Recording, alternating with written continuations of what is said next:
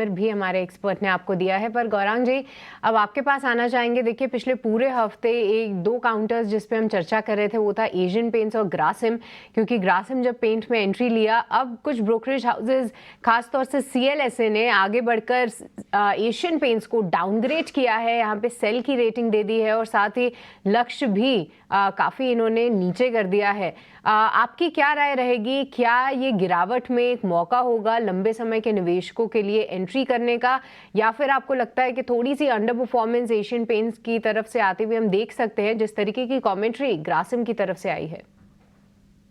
बहुत बहुत धन्यवाद सृष्टि आपका, और आप सभी को शुभ प्रभात हमारे तरफ से।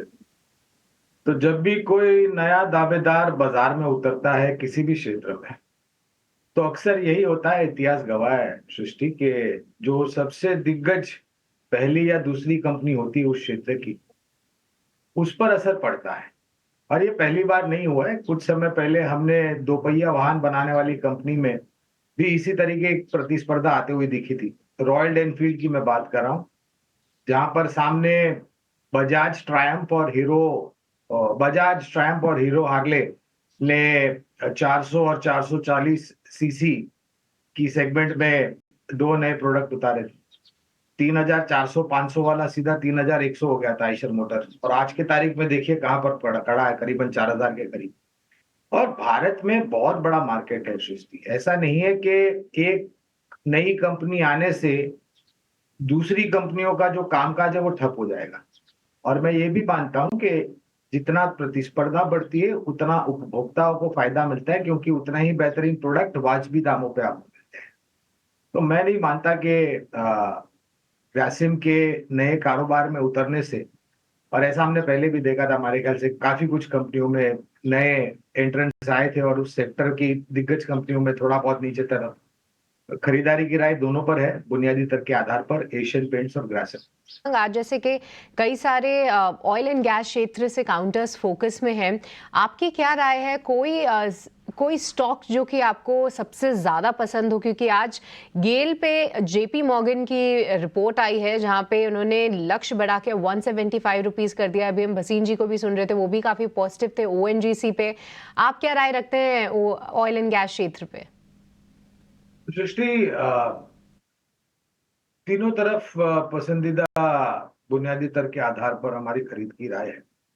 लेकिन ये भी वास्तविकता है सृष्टि के, पिछले 2-3 हफ्तों में, चाहे वो ऑयल मार्केटिंग कंपनीज हो, ऑयल एक्सप्लोरेशन कंपनीज हो, या फिर कुछ चुनिंदा सिटी गैस डिस्ट्रीब्यूशन कंपनीज या सिटी पाइप डिस्ट्रीब्यूशन कंपनीज, ये चल चुके हैं और हमने थोड़ा बहुत करेक्शन भी आते हुए देखा है। तो अगर आपका आपका नजरिया, अगर समय की पाबंदी नहीं है और अगर आपने निचले स्तर पर खरीद रखा है, तो आप निश्चिंत होकर के बने रोज रह सकते हैं।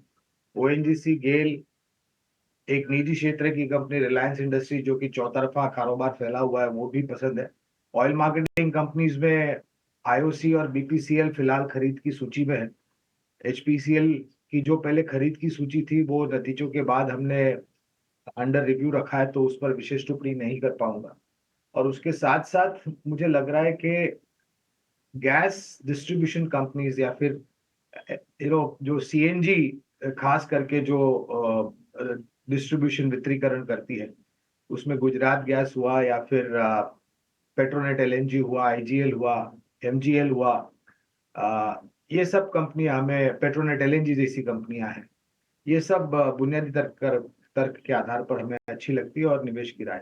आपसे जरा जी एंटरटेनमेंट पर हम व्यू लेंगे। हमने शुक्रवार को तो देखा कि 4% के आसपास की तेजी रही, लेकिन बहुत वोलेटाइल है और वोलेटाइल होना स्वाभाविक भी है। हालांकि एक डेवलपमेंट कंपनी की तरफ से हुई है कि उन्होंने हाईकोर्ट के, इलाहाबाद हाईकोर्ट के रिटायर्ड जज की अध्यक्षता में कमेटी बनाई है। और कमेटी इसलिए बनाई गई है क्योंकि जो भी मार्केट में रूमर्स चल रहे हैं फाइनेंशियल अकाउंटिंग को लेकर, कहीं ना कहीं कंपनी पर सवाल उठ रहे हैं, तो उसके लिए कि इंडिपेंडेंट एडवाइजरी कमेटी बनाई गई है कंपनी की तरफ से। आप किस तरह से देख रहे हैं इस डेवलपमेंट को, और जी के शेयर को लेकर आपका व्यू क्या है अभी? आपको भी शुभ प्रभात अभिषेक हमारे तरफ से। तो हमारे लिए चिंता का कारण इसलिए है क्योंकि बुनियादी तर्क के आधार पर हमारी खरीदारी की राय है, और एक अरसा बीत चुका है जी एंटरटेनमेंट को अपने बुनियादी तर्क और नतीजों के आधार पर रुझान पर चलना। और आज के तारीख में जब से वो जी और सोनी का मर्जर घोषित हुआ था, तब से लेकर के आज तक ये सिर्फ खबरों के ऊपर चलता है। ज्यादातर ऊपर कम जाता है और नीचे ज्यादा आता है। हाल ही में जो खबरें आई हैं और जो मसला है वो तो अब तहकीकात, इन्वेस्टिगेशन वगैरह जो भी होगा उस पर निर्भर करेगा क्या उभर करके आता है। अगर आपके पास जोखिम झेलने की क्षमता बहुत ही ऊपर की तरफ है, तो जैसे हमने बताया हमारी खरीदारी की राय है। लेकिन बहुत जल्द जी एंटरटेनमेंट के स्टॉक में किसी तरह का बेहतर रुझान या परिस्थिति आपको दिखाई दे या नजर में आए है, उसकी संभावना हमें बहुत कम लग रही है। तो अगर बहुत ही पुराना निवेश है और आपके पास धैर्य है, तो आप निश्चिंत होकर के बने रह सकते हैं, लेकिन समय काफी लंबा लगेगा।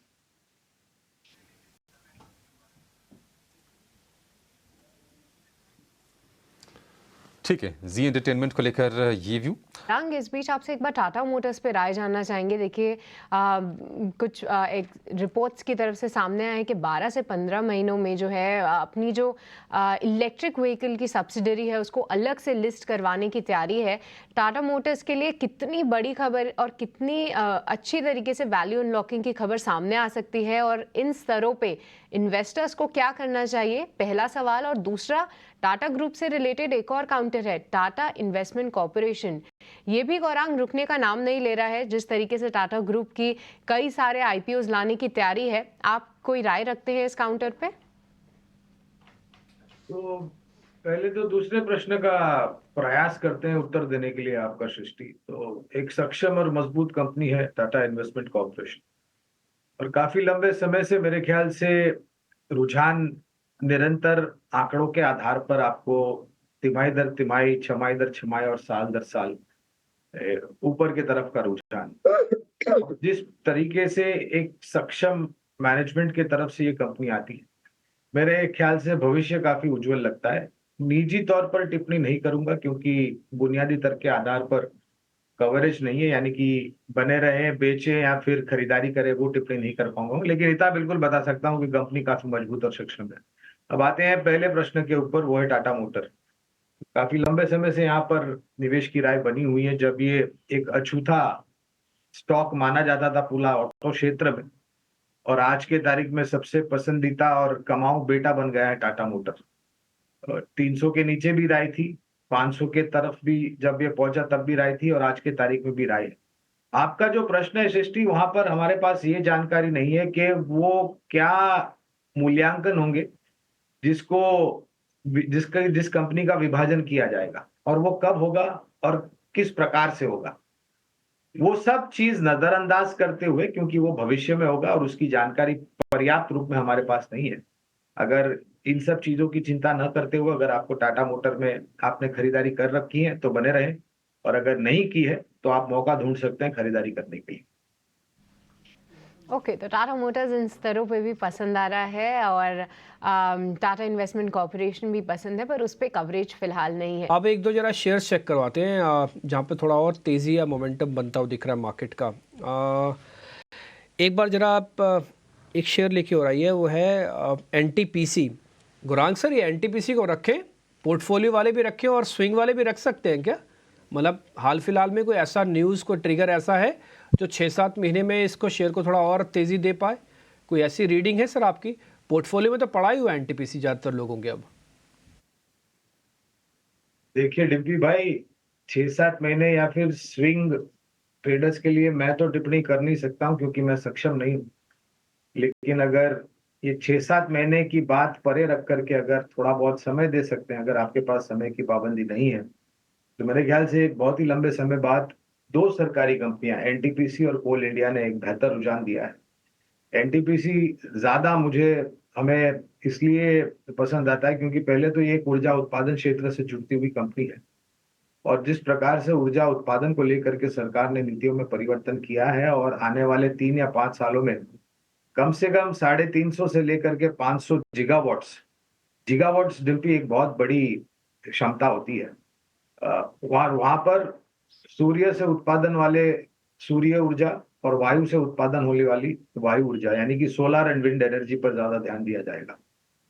तो अगर पाबंदी नहीं है तो मेरे ख्याल से आप निश्चिंत होकर के बने रह सकते हैं, और अगर किसी को नई खरीदारी करनी भी है, अगर नजरिया लंबी अवधि का है, तो हम उसकी भी राय देंगे। ओके, तो एनटीपीसी और साथ ही कोल इंडिया, यहाँ पे कई समय बाद अच्छा एक्शन देखने को मिल रहा है। पर गौरांग, इससे पहले कि हम आपसे अलविदा दें, एक फार्मा स्पेस में काउंटर है जो कि काफ़ी अंडर परफॉर्म किया है, पर क्या इन स्तरों पे आपको पसंद आ रहा है या नहीं, ये जानना चाहेंगे। मैं बात कर रही हूँ बायोकॉन की। कई सारे कंसर्न्स हैं, डेट को लेके कंसर्न्स हैं, पर कुछ खबरें ये भी आ रही हैं कि कंपनी अब अपना कुछ हिस्सा बेचना चाहेगी ताकि अपना कर्जा कम कर सके। पर अभी भी एनालिस्ट को बहुत ज़्यादा पसंद नहीं आ रहा है जिस तरीके की परफॉर्मेंस कंपनी की तरफ से हम देख रहे हैं। आपकी कोई राय बायोकॉन पे? अगर आप नाम नहीं भी लेते सृष्टि, तो मैं भाप लेता कि बायोकॉन की बात कर रहे हैं आप। और ये भी एक दुखती हुई नस है हमारी जी एंटरटेनमेंट के साथ, जहां पर कवरेज है और एक इतिहास बन चुका है बायोकॉन का। आप महामारी से लेकर के अब तक देख लीजिए, महामारी में तो फार्मा क्षेत्र से अगर किसी भी नाम के पीछे फार्मा जुड़ा होता तो वो सबसे बेहतरीन चाल आपको देता है।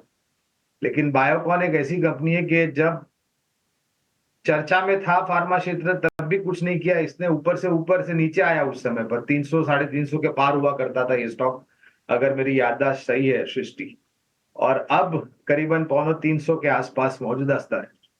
तो बहुत ही परिश्रम किया है जिन्होंने भी निवेश किया होगा, धैर्य की चोटी पर जा करके लोगों की धैर्य को आजमाया होगा। और कंपनी के तरफ से भी जो बायोसिमिलर को लेकर के स्थानीय मार्केट में, खास करके अमेरिकी मार्केट में, जहां पर एक बहुत बड़ी अपॉर्चुनिटी है, वहां पर सफलता अभी भी नहीं मिल रही है। हालांकि इन्होंने बहुत बड़ा निवेश R&D भी किया था, जिसके फलस्वरूप काफी नए प्रोडक्ट्स इन्होंने लॉन्च किए हैं। लेकिन आंकड़ों के आधार पर शेयर के दाम में रुझान बिल्कुल विभिन्न पड़ रहा है।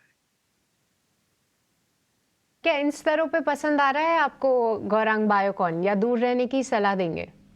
देखिए, कवरेज है तो मैं इनकार नहीं कर सकता हूं सृष्टि, लेकिन मैं ये भी कहना चाहूंगा कि बायोकॉन से बायोकॉन की तुलना में फार्मा क्षेत्र में और भी कई सारी अच्छी कंपनियां हैं जहां पर आप निवेश कर सकते हैं। अगर आपने निवेश कर ही चुके हैं बायोकॉन में, तो बने रहने की राय होगी।